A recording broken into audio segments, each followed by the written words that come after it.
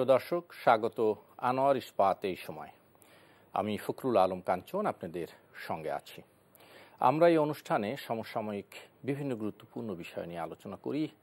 আজ আলোচনা করব কুমিল্লার সিটি কর্পোরেশন নির্বাচন উত্তর বিষয় নিয়ে। সাথে থাকবে সিলেট সুনামগঞ্জ অঞ্চলের বন্যা পরিস্থিতির খবর।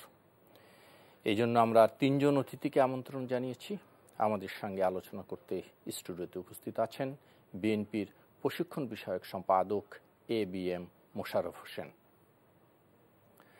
আছেন আওয়ামী লীগের কেন্দ্রীয় কার্যনির্বাহী কমিটির সদস্য অ্যাডভোকেট ABM রিয়াজুল কবির কাউসার, সঙ্গে আরও আছেন বাংলাদেশ জাসদের কেন্দ্রীয় কার্যকরী কমিটির সাধারণ সম্পাদক জনাব নাজমুল হক প্রধান। স্বাগত জানাচ্ছি আপনাদের তিনজনকেই। আমি শুরুতেই বলছিলাম যে কুমিল্লা সিটি কর্পোরেশন নির্বাচন উত্তর যে পরিস্থিতি, সামগ্রিক বিষয় নিয়ে আলোচনা করব। আমি মোশাররফ হোসেন আপনাকে দিয়ে শুরু করি। এই নির্বাচনের আগেই পত্রপত্রিকায় সুদীজন আলোচনা সভায় এটি মন্তব্য করা হয়েছিল যে নতুন নির্বাচন কমিশনের জন্য এটি হবে পরীক্ষা। কেউ কেউ একটু আগ বাড়িয়ে বলেছেন অগ্নি পরীক্ষা। তো আমি যদি একদম সহজ করে বলি, নির্বাচনে শুরু থেকে শেষ পর্যন্ত যা হলো, এই নির্বাচনে নির্বাচন কমিশন এই পরীক্ষায় কি পাশ করলো? আপনারা কি বলবেন? ধন্যবাদ আপনাকে জনাব ফখরুল আলম কাঞ্চন। ধন্যবাদ আমার দুই সহালোচক শ্রদ্ধেয় নাজমুল হক প্রধান এবং রিয়াজুল কবির কাউসার। আসলে এই নির্বাচনের যদি আমরা একটু বিশ্লেষণ করি চরিত্রগতভাবে, তাহলে কিন্তু একটু কিছু ভিন্নতা আমরা পরিলক্ষিত করি। কারণ বাংলাদেশের নির্বাচনগুলিতে যখন রাজনৈতিক দলের নির্বাচন হয়, তখন যেই উত্তাপ, যেই উত্তেজনা, মানুষের যেই একটা দৃষ্টি থাকে, কুমিল্লাতে আমার মনে হয় সেইটা অনেকটা কম ছিল। কারণ বাংলাদেশের একটা বৃহত্তর রাজনৈতিক দল বাংলাদেশ জাতীয়তাবাদী বিএনপি, বিশেষ করে আমি যেই দলটার প্রতিনিধিত্ব করি, তারা এই নির্বাচনকে বর্জন করেছে।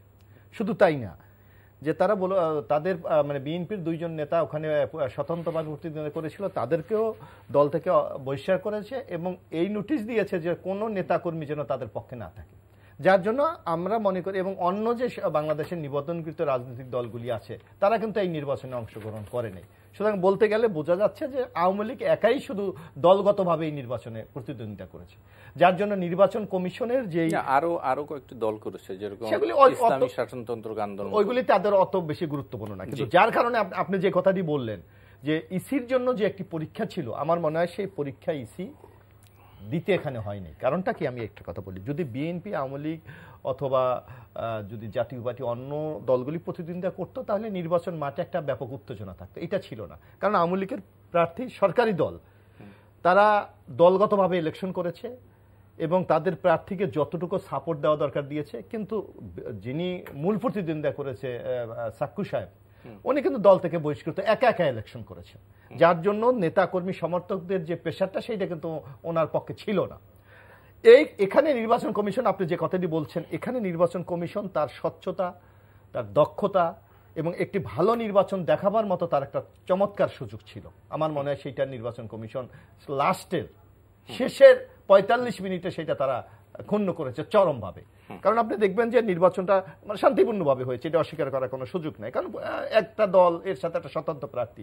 কিন্তু আমরা দেখবেন যে ভোট গণনার সময় আমরা যেটা টিভিতে দেখতেছিলাম, যে প্রার্থীরা বসে আছে ভোট 105টি সেন্টার, 101টি যখন গণনা হলো, তখন আমরা দেখলাম যে যিনি স্বতন্ত্র প্রার্থী, আমি এই নির্বাচনের জয় পরাজয় এটি নিয়ে আমি একটু বলছি না, আমি টোটাল নির্বাচন, আমি ওইটাই বলছি। আমি ওই পোস্টমর্টম রিপোর্টটাই আপনাকে করছি, ডায়াগনোসিসটা আমি করছি। দেখবেন 101 পর্যন্ত আপনার রেজাল্ট পর্যন্ত এ নিয়ে কারো কোনো আপত্তি নেই। 101 পর্যন্ত যে যিনি স্বতন্ত্র প্রার্থী এবং দুইবারের যিনি মেয়র, উনি 947 ভোটে এগিয়ে আছে। এবং বাংলাদেশের যারা টিভি দেখতেছিলেন তারা কিন্তু দেখতেছিলেন। হঠাৎ করে দেখলাম যে আওয়ামী লীগের যিনি প্রার্থী রিফাত, তার পক্ষে একটি মিছিল, জঙ্গলি মিছিল ওখানে প্রবেশ করলেন এবং ভোট গণনা বন্ধ হয়ে গেলেন। 45 মিনিট পর আবার ভোট গণনা শুরু হলো। হঠাৎ আমরা শুনলাম যে আওয়ামী লীগের প্রার্থী 343 না 47 ভোটে জয়যুক্ত হয়েছে। আমি আসবো, আমি এখানে একটু বললে আপনার জন্য সুবিধা হবে। এই যে 4টি কেন্দ্র, এখানে নির্বাচন কমিশন তার যে দক্ষতা সেটা প্রমাণ দিতে পারে না, যার জন্য সাক্কু বলছে যে একটা টেলিফোনেই আমার রেজাল্ট শেষ হয়ে গেল। আসবো আবার কাছে এবিএম রিয়াজুল কবির কাউসার, আমি যদি এভাবে বলি যে মূলত বলা হচ্ছে যেই অভিযোগটি আছে রিয়াজুল এবিএম মোশাররফ হোসেনের, সে কথা নিশ্চয়ই আপনি বলবেন। আমার কাছে প্রশ্ন হচ্ছে যে একটি নির্বাচনের 3টি ধাপ আমরা ধরে নিতে পারি সহজ করলে।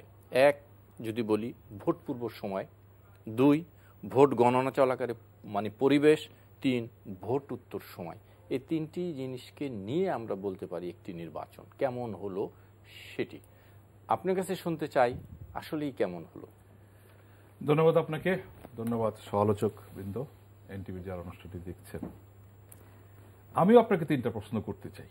জি, আপনার কি মনে হয়েছে যে কুমিল্লা সিটি কর্পোরেশন নির্বাচনটি অংশগ্রহণমূলক হয়েছে, প্রতিদ্বন্দ্বিতামূলক হয়েছে, সুষ্ঠু হয়েছে? নির্বাচনটা তো 42 দিনের প্যাকেজ।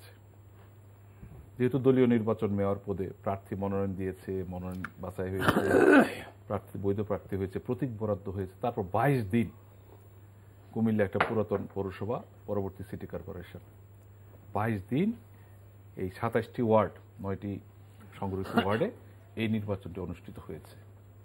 আপনি কি কোথাও কোনো গোলযোগের কথা শুনেছেন? না। ছোটখাটো ঝামেলার কথা শুনেছেন? বরঞ্চ আমাদের নৌকার প্রার্থীকে বিভিন্ন সময় ইলেকশন কমিশন বিভিন্ন জরিমানা করেছে, চিঠি দিয়েছে। আরেকটা বিষয়, বিনা কারণেই করেছে, ধরে নিচ্ছে যে কারণেই হোক।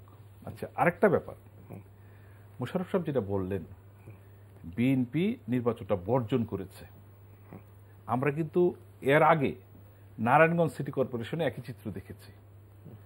কিছুদিন অব্যাহতি, কিছুদিন কি বরখাস্ত, বহিষ্কার। না না, আমি বলতেছি কেন জানেন, নির্বাচন দেখো আমরা এখানে সবাই পলিটিক্যাল এলিমেন্ট, রাইট? আমাকে রাজনীতির দৃষ্টিভঙ্গি দেখতে হবে।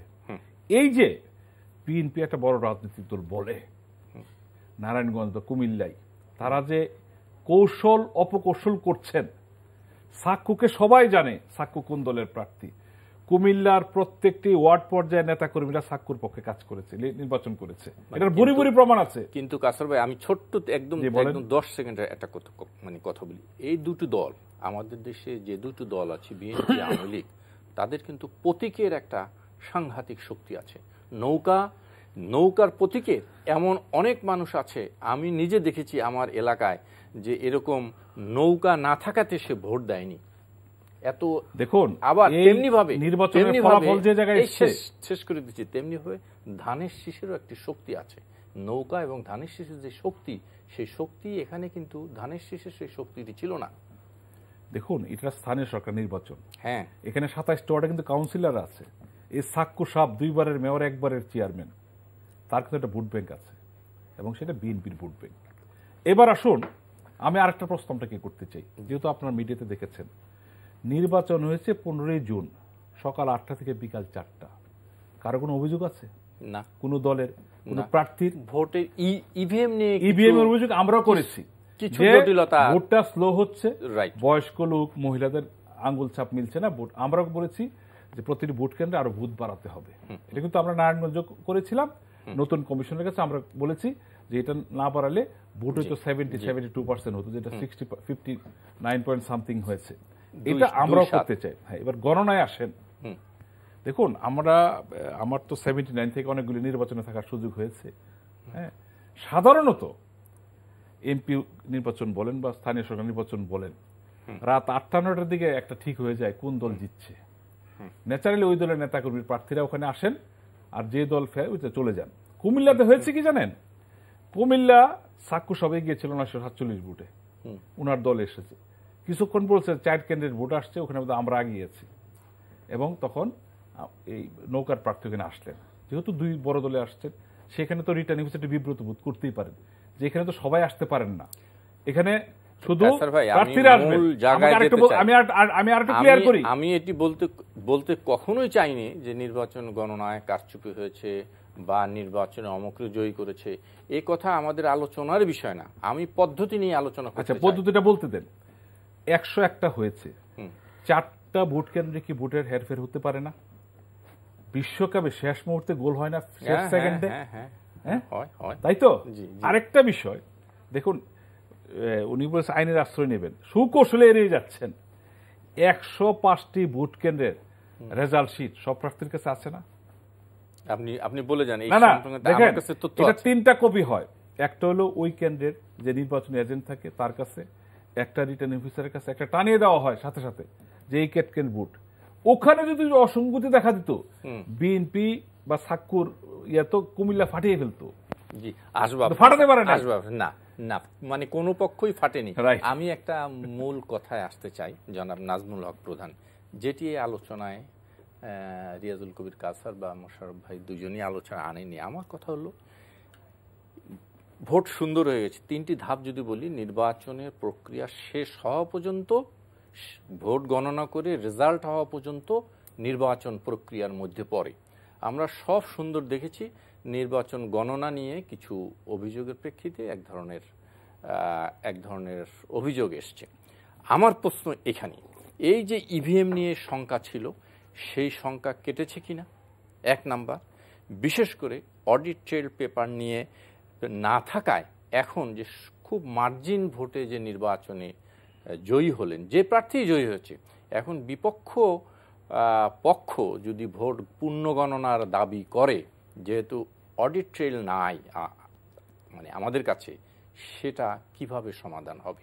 এবং এই সময় এই যে ঘটনাটা ঘটলো, এই ঘটনায় এই প্রশ্নটা সামনে আসে কিনা শুনতে চাই নাজমুল হক প্রধান। অসংখ্য ধন্যবাদ দুজনেই। আমার সহযোদ্ধা, একসময় আমরা একসঙ্গে ইউনিভার্সিটিতে লড়াই করেছি আমরা স্বৈরাচার এরশাদ বিরুদ্ধে। দুই বড় দলের নেতা, আমি দুজনকেই আশিস দুজনের প্রতি আর কি। তো আমার সহযোদ্ধা কাউসার যেভাবে বললেন আর কি, উনি বারবার প্রমাণ করার চেষ্টা করছেন যে কারচুপি হয় নাই। এটা এরকম বোধ হয় ঠাকুর ঘরে করে কলা খাই না নাকি। যাই হোক, আমি সেই জায়গায় যাচ্ছি না। আমি যেটা বলতে চাচ্ছি সেটা হচ্ছে যে নির্বাচন যখন শুরু হয় কুমিল্লার, আমাদের নির্বাচন কমিশনার, প্রধান নির্বাচন নতুন প্রথম যখন এলেন ইনারা, তাই না, ইনারা এসে কিছু হাকডাক করছিলেন নির্বাচনটাকে সুষ্ঠু করা। যেহেতু অতীতের নির্বাচনগুলি অনেক রকমের কথা প্রচলিত আছে এবং যা অধিকাংশই সত্য আছে, দিনের ভোট রাতে করা, তাই না, মার্কা দিয়ে মার্কা প্রত্যাহার করে গণভোট করা, যে এখানটা যেমন সুবিধা করা, এগুলো নির্বাচন কমিশন কথা বলেন আগের নির্বাচন কমিশন। এবার উনি বিড়াল প্রথম রাত্রেই মারতে যাচ্ছিলেন। উনি কুমিল্লা আওয়ামী লীগের মাননীয় সংসদ সদস্য জনাব বাহার সাহেব, আমি প্রধান ভাই ওই প্রসঙ্গে আসবো। আমি ঠিক এই পয়েন্টে যদি আপনি বলেন, আমার এই যে অডিট, আচ্ছা, মানে ট্রেল পেপার না থাকার কারণে যেটা আপনি খেয়াল করবেন, এই যে নির্বাচন শুরু হওয়ার আগেই কিন্তু প্রধান নির্বাচন কমিশনার বিভিন্ন লোক ডেকেছিলেন, অনেক মানে কেবল বিদগ্ধ লোকজন গেছিলেন, ডক্টর ফরাসুদ্দিন আহমদ সহ অনেকেই গেছেন। আমি তাদের মতামত শুনেছি যে এখানটায় যে পেপারে এমনি ইভিএম নিয়ে বিভিন্ন রকম কথা আছে, ভোট এই জায়গায় দিলে ওই জায়গায় যাবে, ওই যে কয় মারবো এখানে লাশ পড়বে শ্মশানে, বুঝছেন, সিনেমার ডায়ালগের মতো কথা আছে। সেখানটায় ওই যে অডিট ট্রেল পেপার যেটা ইন্ডিয়ায় যেটা আছে, যেটা কথা হয় না, সেটা নেই এখানটায়। ফলে ইভিএম এর এই যান্ত্রিক সীমাবদ্ধতা নিয়ে বাংলাদেশ শুরুতেই কথা আছে। এবং এই প্রধান নির্বাচন কমিশন যখন ডেকেছেন, অনেক বিদগ্ধজন গেছেন, তাই না, অনেক মুখের উপর বলে আসছেন এই নির্বাচন হবে না। তারপরে সেই ইভিএম নিয়ে ওইখানটা নির্বাচন করতে হয়েছে। প্রথম ত্রুটি হচ্ছে, দেখেন, একটা এরকম ভালো নির্বাচন হবে, নতুন নির্বাচন কমিশন আসছে, তাই না, 2 পার্টি না দাঁড়াইলো অফিসিয়াল, তাই না, 2 পার্টি ভোট করতেছে, ধরে নিচ্ছি আমি, কাউসার সাহেবের কথা ধরে নিচ্ছি, 2 পার্টি ভোট করতেছে। সেইখানে 60% ভোট কাস্ট হবে কেন? ওইখানে প্রাকৃতিক দুর্যোগ ছিল না, তাই না, শহরের মধ্যে বৃষ্টি হয়েছে, বলা হয়েছে যে অনেক বয়স্ক লোক এই জিনিসটাকে মানে সময় লাগছে দেখে তারা মানে চলে গেছে। যেহেতু ভোটের রেজাল্ট সম্পর্কে জনমনের সন্দেহান ছিল, তাই না, ওইখানে জনম কম গেছে। বৃষ্টি তুফান ও মানত না কাছে, বৃষ্টি বুঝছেন না, যাইতোই না, চালালে ওইখানটা আরো 16, 17, 18% ভোট বেশি কাস্ট হইতোই। আমি বলতে চাচ্ছি কথাটা যে অ্যাজ এ হোল নির্বাচনের যে ফারবার যে উৎসব তৈরি হয়েছে না, সেটা নির্বাচন কমিশন করতে ব্যর্থ হয়েছে। কারণটাই হচ্ছে যে ওখানে তার যে বিধিমালা, একটা আইন তো সাম সর্টস অফ আপনার কি বলে যে কিছু বাধা নিষেধ, এটাই আইন তো, আমার জন্য থাকবে, ওনার জন্য থাকবে, ওনার জন্য থাকবে, তাই না, বাধা নিষেধ, এগুলো আইন। তো সেইখানটায় এই বাধা নিষেধ প্রয়োগ করতে গিয়ে দেখা গেছে পাবলিক বুঝছে, তাই না, যে নির্বাচন কমিশন ছোট জগন্নাথ, কোনো লাভ নাই, বেকার। তো ফলে ভোটের মতন করেই হয়েছে, রেজাল্টের মতন করে হয়েছে, যেমন করে ভোটের রেজাল্টগুলি হচ্ছে আর কি, কোনো পার্থক্য হয় নাই। এবিএম মোশাররফ হোসেন, শুনতে চাই আমি যে কথাটা বলছিলাম, যে এই যে এখন যে অভিযোগটি আসলো, একেবারে অল্প মার্জিনে 304 ভোট, 343 ভোট। এই 343 ভোট যে পূর্ণ গণনার যে সুযোগ, সেই সুযোগটি আসলে এখানে আর নেই। এটি ইভিএম নিয়ে যে প্রশ্ন, সেই প্রশ্নকে আবার সামনে নিয়ে আসলো কিনা না, আমি একটু আপনাকে একটা কথা বলি যে ইভিএম এর এখানে আমাদের আসলে ইভিএম প্রযুক্তিটা আমাদের কাছে নতুন। তারপরও যারা যারা বিশেষজ্ঞ আছে তারা এর কিছু ত্রুটি সম্পর্কে ইতিমধ্যে কিন্তু বলেছে।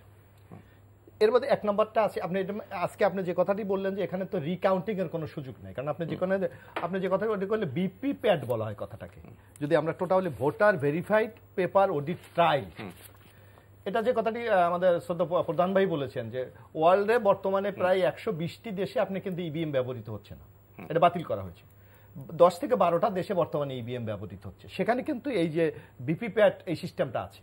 অর্থাৎ আমরা ভোটটা দিলে আমাদেরকে ডকুমেন্টারি হিসাবে একটি রিসিভ আমাদেরকে দেবে, সেইটা দিয়ে ভোট রিকাউন্টিং করা সম্ভব। কিন্তু বাংলাদেশে যে ইভিএম মেশিনটি ব্যবহৃত হচ্ছে, সেই ইভিএম মেশিনটিতে এই সুযোগটি নেই, যার কারণে আপনি যে কথাটি চাক্কু সাহেব বলেছে যে উনি এটার আপিলে যাবে অথবা মামলা করবে, আমার মানে এটার কোনো ফলাফল নাই, কারণ এটাকে রিকাউন্টিং এর কোনো সুযোগ নাই, নাম্বার 1। নাম্বার 2, আরেকটি আর ফলাফলে আপনি যেতেও মানে আচ্ছা আসবো সুযোগ, আরেকটি বড় প্রবলেম এখানে কিন্তু আছে। কারণ আপনি জানেন যে এই যে ভোটগুলি দেওয়ার পর এটা তো কোথাও কাউন্টিং হয়, যেটাকে সোর্স কার্ড অথবা মেমোরি কার্ড বলে। এই যে এই কম্পিউটার প্রযুক্তিতে এই সোর্স কার্ড বা মেমোরি কার্ডকে পরিবর্তন করা সম্ভব। এখানে কিন্তু আরেকটি দুর্বলতা আছে, কারণ আমি ইভিএম এর দুর্বলতা নিয়ে আলোচনা করতে চাই না, আমি ওইটা বলছি না, আমি বলছি রিকাউন্টিং এর কথা। নির্বাচন থেকে আমরা কি পেলাম, কি শিক্ষা পেলাম, ইভিএম এর যে লিমিটেশন গুলো আছে, সেই লিমিটেশন গুলো তো আসবেই সাথে। এখন এই মুহূর্তে যা আসলো সেটার কি হবে? এইটার কারণটা হলো যে কথাগুলি আমরা বলে আসছিলাম, বিশেষ করে আমরা রাজনৈতিক দলগুলি বিশেষজ্ঞরা বলেছে যে ইভিএম এর মাধ্যমে সঠিক ফলাফল নিরূপণ করা সম্ভব নয়। এই ত্রুটিটা আজকে স্পষ্ট হয়ে গেছে কুমিল্লা নির্বাচনের মাধ্যমে। এখন আমাদের দেশে কি হচ্ছে আপনি দেখবেন যে বাংলাদেশে এখানে কায়সার সাহেব আছেন, উনি নির্বাচন নিয়ে কাজ করেন, যে বাংলাদেশে কিন্তু আপনি দেখবেন যে এই যে ভোটের রেজাল্ট নিয়ে মামলা বাংলাদেশে এটা নিত্য নৈমিত্তিক একটা ব্যাপার বহু জায়গায়, এবং অনেক জায়গায় কিন্তু যে বর্তমান আমরা যে এটা ম্যানুয়াল সিস্টেমে ভোট হয় মানে ব্যালটে, সেটা কিন্তু অনেক জায়গায় রেজাল্ট চেঞ্জ হয়ে গেছে প্রধান ভাই, এরকম বহু ঘটনা আছে। কিন্তু ইভিএম এ কিন্তু এটা কোনো সুযোগ নাই, এটা কোনো আপনি রিকাউন্টিং করে রেজাল্ট চেঞ্জ করবেন এই সুযোগ আপনার নেই, এই পদ্ধতিতে নাই। কিন্তু মানে ট্রেলার পেপার যদি থাকতো তাহলে এইটা যদি যুক্ত করা যায় তাহলে আপনি এটাকে আপনি রিকাউন্টিং করার সুযোগ আছে। যার কারণে আমরা কিন্তু এই কথা আমি আগেও আপনার এখানে বলেছিলাম যে এই যে ইভিএম প্রজেক্টের চেয়ারম্যান ছিলেন প্রয়াত প্রফেসর জামিলুর রেজা চৌধুরী, ওনার কিন্তু রিকমেন্ডেশন ছিল এই যে বিপি প্যাড সংযুক্ত করা। গভর্নমেন্ট বা নির্বাচন কমিশন এইটা সংযুক্ত করেন নাই বলে যে চূড়ান্ত যে সিদ্ধান্তটা হয়েছিল সেখানে কিন্তু জামিলুর রেজা চৌধুরী স্বাক্ষর করেননি। এটা কিন্তু বিরাট একটা ডকুমেন্ট। সুতরাং এইটা আবার আঙ্গুল দিয়ে দেখিয়ে দিয়ে গেল যে সরকার বা নির্বাচন কমিশন ইচ্ছা করলে ম্যানিপুলেট করে যা কিছু করতে পারে। সুতরাং এই জায়গা থেকে বেরিয়ে আসতে হলে আপনার বিপি প্যাড যোগ করতে হবে, এবং এই যে সোর্স কার্ড বা মেমোরি কার্ড এইটা দিয়েও পরিবর্তন করা যায়, সেই ক্ষেত্রেও কি ব্যবস্থা গ্রহণ করা যায় সেখানে একটি আস্থার পরিবেশ তৈরি করতে হবে। জি জনাব রিয়াজুল কবির কাউসার, আপনার কাছে যদি আমি এইভাবে ধরি যে এখন বলা হচ্ছে আইনের আশ্রয় নিবে, আপনি আইনের মানুষ, আমি যতদূর জানি গেজেট না হওয়া পর্যন্ত এই মামলা করতে উনি পারবেন না, 1 নাম্বার। 2 নম্বর হচ্ছে যে কথাটি এখন উঠে আসছে আলোচনায় নির্বাচনে, সেটি বলা হচ্ছে নির্বাচন পরিচালনা আইন ধারা 20 খ প্রত্যেক প্রার্থীর কাছে কেন্দ্রভিত্তিক ফলাফলের ফর্ম দেওয়ার বিধান আছে। এটি 105টি কেন্দ্রে মানা হয়নি, 1 নাম্বার। 2 নম্বর ধারা, এই অভিযোগটা আপনার কাছে প্রথম শুনলাম না, এটি বলা হয়েছে, আমার কোনো অভিযোগ। আচ্ছা, আমি ক্লিয়ার করব, আমি একটু যোগ করি। আমার এলাকায় 2টা ইউনিয়ন পরিষদ নির্বাচন, যেটা না আমরা কুমিল্লার কথাটা বলি, আমি ক্লিয়ার করব। একই সিস্টেম তো ইভিএম হচ্ছে। আমার ওখানে কুয়াকাটা আমরা খুব নাম করা, আপনি দেখবেন যে এই সকল পত্রিকায় যারা প্রতিদ্বন্দ্বী প্রার্থী তারা সাংবাদিক সম্মেলন করেছে। এখানে 9টা ইউনিয়ন পরিষদের 9টি কেন্দ্র হয়, সেখানে 3টি কেন্দ্রে ফলাফল দেওয়া হয়েছে, বাকি 6টা কেন্দ্রে ফলাফল দেওয়া। আচ্ছা আসবো, আমি শুধুমাত্র পত্রপত্রিকা যা এসছে আর নির্বাচনের প্রার্থীরা যা বলেছে সেটাই সত্য মিথ্যা শুধু নির্বাচন কমিশন বলতে পারবেন, আর সংশ্লিষ্ট মানে রিটার্নিং কর্মকর্তা বা অন্যরা। আমি যা আসছে সেটি বলে দিচ্ছি। ধারা 20 গ দিয়ে এই পেপারটা দিয়ে তারা আইনের বা একটা ডকুমেন্ট তাদের কাছে থাকতো যে আমার কাছে এই রেজাল্ট প্রত্যেকটা মানে কেন্দ্রের 105টি কেন্দ্রের এই ফলাফলের ডকুমেন্টটা দিয়ে তারা কিছু একটা দাবি জানাতে পারছো। এখন যেটি হলো নির্বাচনে কে জিতছে ডাজ নট ম্যাটার, আমরা বলছি যে পদ্ধতি নিয়ে এখন আসলে এই ত্রুটিটা থেকে গেল কি না। ধন্যবাদ আপনাকে। আমি বিরতির আগে যে প্রসঙ্গটা বলছিলাম, দেখুন সাক্কুর সাহেব কিন্তু ইলেকশন মাস্টার, ইলেকশন প্রসেস ভালো জানেন, যে দলেরই হোক আর যে প্রার্থী হোক। না মাস্টারের তো মাস্টার না, আছে। আমি এখন যেহেতু বিএনপি বলতেছে বিএনপির প্রার্থী না, এই জন্য বললাম আর কি, তাই না? মানে এই খেলোয়াড় খুব ভালো ভালো স্ট্রাইকার, উনি সব জানেন। দেখুন যারা নির্বাচন করে তারা কিন্তু নির্বাচন পরবর্তী একটা মামলার বিষয় মাথায় রাখেন, কিভাবে নির্বাচন স্থগিত করা যায়, কিভাবে ফলাফল স্থগিত করা যায়, কিভাবে ট্রাইব্যুনালে যাওয়া যায়। দেখুন আপনার এই অভিযোগটা ঠিক না। আমাদের 22-এর ক্ষয়ের দ্বারাই হলো প্রত্যেক ভোট কেন্দ্রে নির্বাচন ঘোষণা হওয়ার পরে, হোক সেটা ইভিএম হোক সেটা ব্যালট পেপার, প্রত্যেক এজেন্টের স্বাক্ষর নেবে, নেওয়ার পর এটা 4 কপি হবে।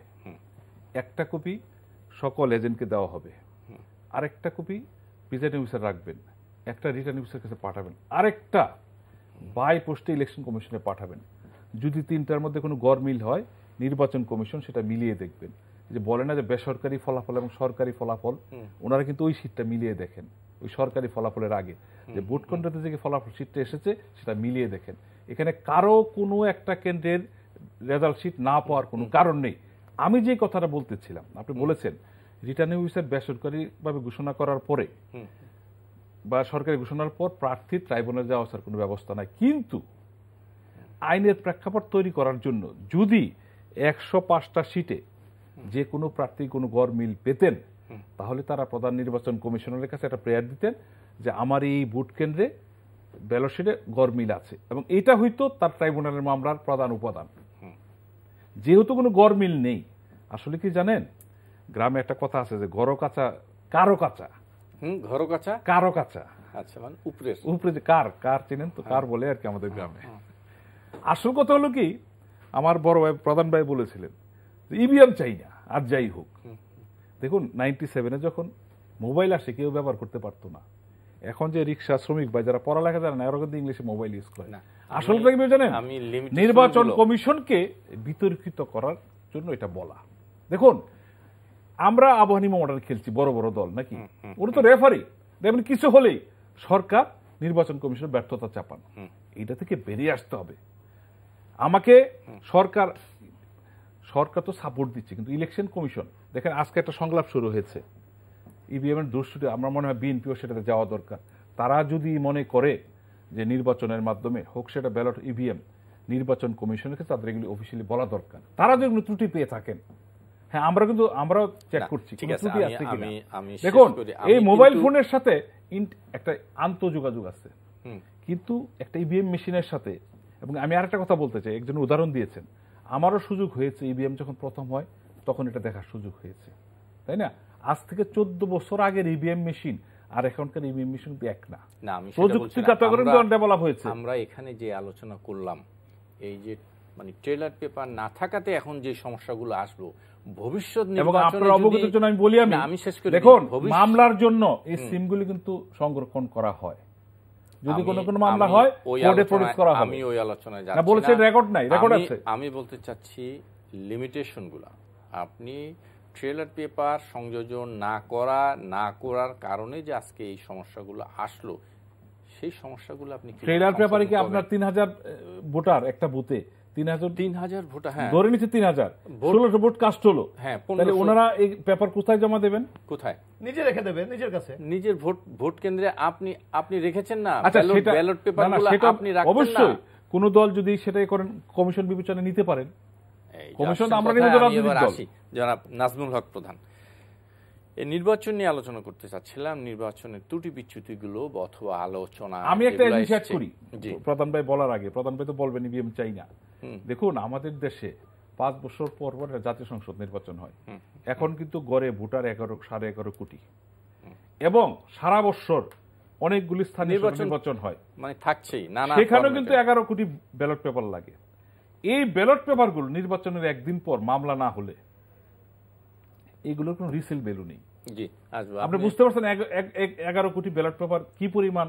জি আছে না, প্রযুক্তির তো কিছু সুবিধা আছে না কেন? নিশ্চয়ই প্রযুক্তি না নেওয়ার বিপক্ষে মানে বিপক্ষে বলছি না, আমি লিমিটেশনগুলো আলোচনা করতে চাচ্ছি। জনাব নাজমুল হক প্রধান, এই নির্বাচনে আরেকটি আলোচিত বিষয় ছিল, সেটি হলো এলাকার সংসদ সদস্যকে, সরকার দলীয় সংসদ সদস্যকে এলাকা ছাড়ার জন্য নির্বাচন কমিশন চিঠি দিয়েছিলেন। সংসদ সদস্য নির্বাচন কমিশনে উনি তো এলাকা ছেড়ে জানি নাই, উল্টো সংসদ সদস্য নির্বাচন কমিশনের এখতিয়ার নিয়ে প্রশ্ন তুলেছেন, যা আগে কখনো হয়নি। জি এটি হচ্ছে দলবাদীর চূড়ান্ত পর্যায়ে আর কি, তাই না? না, এত সরল আমি সরলীকরণ করলে হবে না, সরলীকরণ বলছি এই কারণে আইনের কিছু আইনের ত্রুটিটা বিষয়টা হচ্ছে যে আপনি আইনের তো কিছু বাধ্যকতা, কিছু মৌলিক, আমি শুনছি ওনার তথ্যমন্ত্রী সাহেব বলছেন যে মৌলিক অধিকার হরণ, ওনার মৌলিক অধিকার খর্ব করা হয়েছে, একটা এমপিকে এলাকার থেকে সরে যাওয়ার বলাতে ওনার মৌলিক অধিকার খর্ব হয়েছে, উনি বলেছেন, তাই না? আইন তো সব অধিকারে কিছু রেস্ট্রিক্টেড করে, কিছু নিয়ম মানেই তো হচ্ছে কিছু আপনার কিছু বিধি মানেই হচ্ছে আপনার কিছু জিনিস খর্ব হবে। হ্যাঁ, নির্বাচন কমিশন ওনাকে এলাকা না ছেড়ে ওনার রেস্ট্রিক্টেড করতে পারতো, আরো বেশি আপনি বাসার থেকে বের হবেন না, তখন তো উনি বলতে কি তাই না, আমার মৌলিক অধিকার খর্ব হচ্ছে। তার মানে নির্বাচন কমিশন নির্বাচনটাকে সুষ্ঠু করার জন্য কিছু বিধিনিষেধ তো আরোপ করতেই পারে, এতে মৌলিক অধিকার খর্ব হচ্ছে, তাই না? এই কথা বলে আমি মানলাম না, তার মানে আমি আইনটাকে বৃদ্ধাঙ্গুলি প্রদর্শন করলাম। তা আমি সংসদে আইন প্রণেতা হয়ে যদি আইনটাকে এরকম বৃদ্ধাঙ্গুলি প্রদর্শন করি, জনগণ তো আরো লাপ্পা, তাই না? আজকে সেই ঘটনাটাই ঘটছে। এবং এই নির্বাচন কমিশনের এই আকাঙ্ক্ষা বা এই আদেশ বা এটা এই প্রজ্ঞাপন, এটা আসলে দেশের সামনের নির্বাচনটাকেই প্রশ্নবোধক করে তুলতেছে। আসলে সামনে আপনার 300 যে আসলে নির্বাচন করতে ছাড়বে না, এখন বলবে যে আমার তো ভোট দেওয়া যেহেতু রাইট, আমার ভোট প্রচার করার রাইট, তাই না?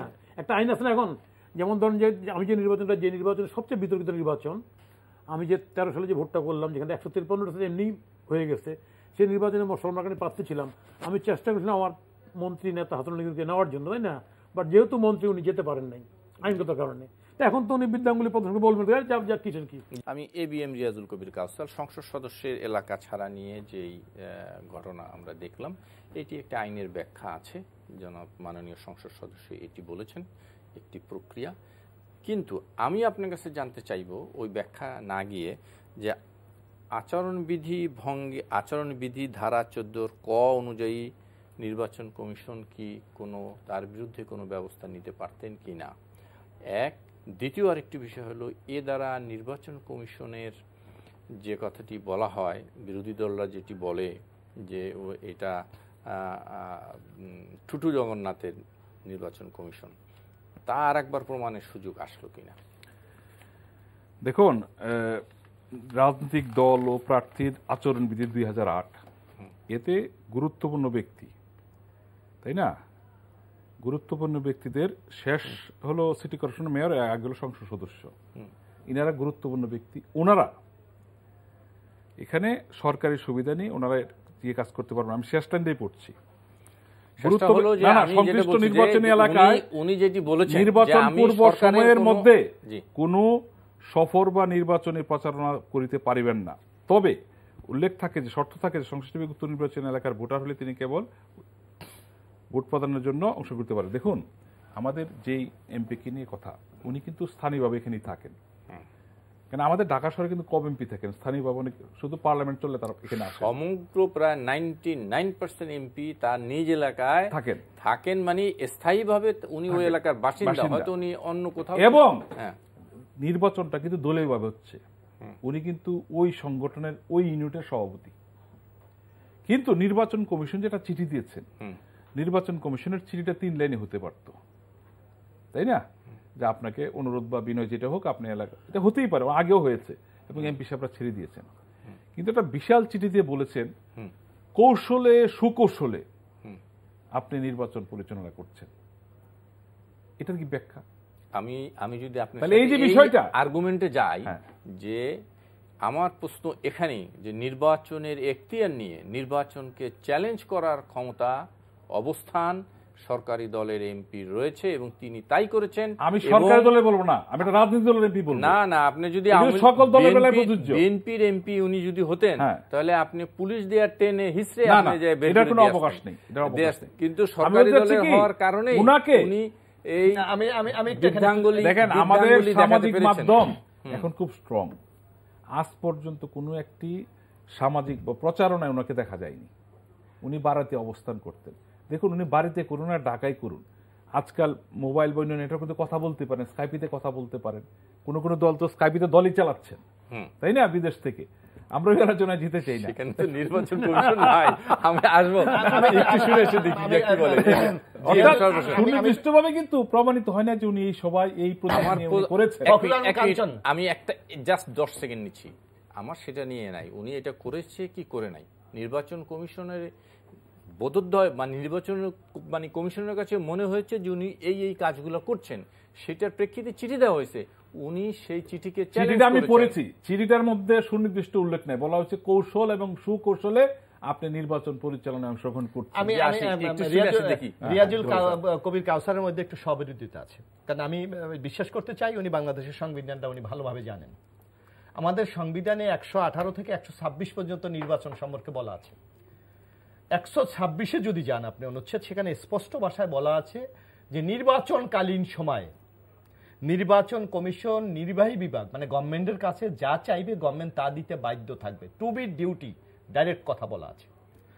এখন ওনারাই সংবিধান সংশোধন করেছে এবং আর্টিকেল 7-এ আগে ছিল জনগণই সকল ক্ষমতার উৎস, সেখানে এখন আপনি দেখবেন ক খ গ গ এরকম তারা যুক্ত করেছে। সেখানে বলেছে কেউ যদি সংবিধান ভায়োলেশন করে তাহলে তার বিরুদ্ধে এই সাজা দেওয়া যাবে।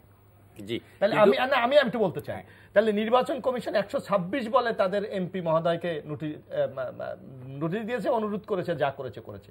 এখন কি উনি 126 ভঙ্গ করে নাই? তাইলে কি তার এমপি সিট থাকে? নাম্বার 1। কনস্টিটিউশনও যদি আপনি দেখেন যে নির্বাচন কমিশনকে কনস্টিটিউশন যে পাওয়ার দিয়েছে 126-এ, সেই পাওয়ার সরকার মানাতে বাধ্য হয় নাই। তাহলে এখানে সরকারও তো আমাদের কনস্টিটিউশন ভায়োলেশন করেছে, তাহলে তার বিরুদ্ধে কি কোনো বিচার হয়েছে? আমি আরেকটা উদাহরণ আপনাকে দিই। আমরা নারায়ণগঞ্জের ইলেকশনের কথা আমাদের কাউসার সাহেবরা প্রায় বলে। এই 126 অনুসারে নির্বাচন কমিশন বলেছিল যে নারায়ণগঞ্জে ইলেকশন হতে হলে সেনাবাহিনী দরকার। সরকার কিন্তু নির্বাচন কমিশনের সে কথা ভায়োলেশন করেছে, দেয় নাই। আমি আইনের কথা যদি আপনি নির্বাচন, সে বলছে আইন ভঙ্গ হয় নাই। প্রত্যেকটা আমি বললাম আমি 126টা উল্লেখ করতে চাই। 126-এ বলা আছে নির্বাচন কমিশনের দায়িত্ব পালনে সহায়তা করা সকল নির্বাহী কর্তব্য হইবে, অবশ্যই হইবে। যদি সহায়তা না করে তাহলে কি হইবে? উনি কিন্তু একজন দলের নেতা, দলের এমপি। উনি কি দলকে জানিয়েছেন? উনি কি মাননীয় স্পিকার মহোদয়কে জানিয়েছেন যে আপনার এমপি সাহেব এই করছেন? আমার এমপি সাহেব কিন্তু একটা রিট করেছেন। উকিল সাহেব কিন্তু ঠিক মতন প্যাস দিয়েছেন, উকিল সাহেব ঠিক মতন প্যাস একটা দিয়েছে, বুঝতে হবে সেটা জানি। রিটটা হয়েছে, উনি বলেছে যে সরকার, ওইখানে বলা হচ্ছে যে সরকারের সুযোগ সুবিধা ভোগী। উনি বলছেন কি বলে, আমি আরো কষ্ট করে বলতে চাই, আমিও চাই না আমার দলের কোন এমপি নির্বাচনী আইন ভঙ্গ করুক। যদি সুনির্দিষ্টভাবে করা হতো আমরা এমপিকে অ্যালার্ট করতাম, আপনি এই কাজ থেকে বিরত থাকুন। ইতিমধ্যে আমরা করেছি। আমি একটা বলতে চাই, একটা হচ্ছে যে নির্বাচন কমিশন একটা চিঠি বা একটা পাঠিয়েছে ওনাকে, উনি সেটা ভায়োলেট করছেন। উনি বলছেন আমার বেসিক রাইট ইত্যাদি ইত্যাদি। আমি বলতে চাচ্ছি নির্বাচন কমিশন সেটা বেসিক রাইট কি রাইট না। ইন্দিরা গান্ধীও শাহ কমিশনে হাজির হতে হয়েছিল, নির্বাচন কমিশন হয়েছে, তাই না? আমি বলতে চাচ্ছি এখন নির্বাচন কমিশনের ভুল হয়েছে না ঠিক হয়েছে না, ঠিক হয় না, কার ঠিক সে আলোচনা আছে না। আমি নির্বাচন কমিশন তাকে ডাকুক, সে হাজির হয় কিনা, এটা শুনানি হোক এটার উপর একটা। সেখানে এনাদের মতো আইনজীবীরা যাক, সুপ্রিম কোর্টের হাইকোর্ট, তাই না, মৌলিক অধিকার কার কত খর্ব হয়েছে, নির্বাচন কমিশন হয়েছে না, মাননীয় এমপি সাহেবের হয়েছে না, সে আলোচনা হয়, একটা সিদ্ধান্ত হোক। কারণ নির্বাচন কমিশন যদি তারা আইনটা প্রয়োগ না করতে পারে, তাই না, ওই যে পর না প্রথম রাত্রে যে বিড়াল না মারতে পারে, এই বিড়াল আর কখনো মারিতে পারিবে না, তাই না? সারা দেশে একই ঘটনা ঘটিবে। না না, আমি এক সহজ কথা কাউসার সাহেবকে জিজ্ঞেস করছি। তারা কিন্তু সংবিধানের ব্যাপারে তারা খুব কঠোর, বারবার কিন্তু হুঁশিয়ারি উচ্চারণ করে যদি কোনো পন্থায় সংবিধান লঙ্ঘন হয় তাহলে কিন্তু যাবজ্জীবন জেল টেল, সাজা, ফাঁসি, এইগুলো একটা ব্যবস্থা করেছে। এই যে আপনার এমপি যে 126 ভায়োলেশন করেছে, এইটার জন্য কি শাস্তি হবে বা দল হিসেবে আপনারা কি ব্যবস্থা গ্রহণ করবেন? আমি আরেকটু আপনার সাথে অ্যাড করি। আপনি বলেছেন আপিল করার কথা। আমার জানা মতে উনি আপিল যেটা করেছেন, উনি শুধু নিজের এই ঘটনা বা এই বিষয় নিয়ে আপিলটা হয়নি, আপিল হয়েছে সংসদ সদস্যের রাইট এবং রিট করেছেন, হ্যাঁ রিটটা যেটা করেছেন সেটা হলো সংসদ সদস্যের রাইটটা নিয়ে, যে এই কারণে সংসদ সদস্য এলাকায় থাকতে হবে ইত্যাদি ইত্যাদি। এইটি করা হয়েছে আগেই, যেহেতু এই রিটটি এখনো নিষ্পত্তি হয়নি, অর্থাৎ তাহলে আগের যা ছিল সেটাই বলবৎ থাকবে না। দেখুন, কমিশন যদি এই জিনিসটা বলতে চান যে নির্বাচনের সময় এমপিরা থাকতে পারবেন না, তাহলে তো বাংলাদেশের প্রায় ৩৫০ আসনে সিটি কর্পোরেশন ছাড়া এমপিরা কি এলাকা ছেড়ে দেবেন? আমার এমপি ছেড়ে বলছে যে আমি তো স্থায়ীভাবে এখানে থাকি, আমি যেহেতু নির্বাচনী প্রক্রিয়া অংশগ্রহণ করছি না, যদি আমি দলীয় নেতা, তাই না, দলের দায়িত্বে আছি, দলীয় নির্বাচন, সেই জিনিসটা বলার জন্য যে আমাকে যদি সুনির্দিষ্ট অভিযোগ পেতেন, কোন ছবি পেতেন, তাই না, তাহলে আমি অভিযোগটা মেনে নিতাম। অভিযোগ তো ওনার বিরুদ্ধে তো করেছে। দেখুন, কমিশন বলা উচিত ছিল যে এই দিন, এই তারিখ, এই জায়গায় আপনি এদের সাথে সভা করেছেন, আপনাদের দেখা গিয়েছে, আমাদের কাছে ছবি আছে। কৌশল এবং সৌকৌশল এটা এখানে চলতে পারে না।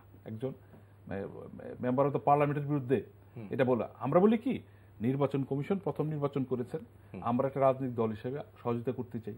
দেখুন, আইন তো সবার জন্য সমান, এবং আমরা যেহেতু সরকারে আছি। আপনারা কিভাবে করলেন? নির্বাচন কমিশন চিঠি দিল আপনার এমপি কে, আপনি এলাকায় ছাড়লেন না। ইতিপূর্বে অনেক নির্বাচনী এলাকাতে চিঠি দেওয়ার পর আমরা অনুরোধ করেছি, এমপিদেরকে চলে আসছে, কিন্তু কারণ তাদেরকে দেখা গেছে কোনো মিছিলে, মিটিং এ বা কোনো প্রতীকের সাথে দেখা গেছে, তাই না, তখন বাধ্য হয়েছে এমপি সব চলে আসছে।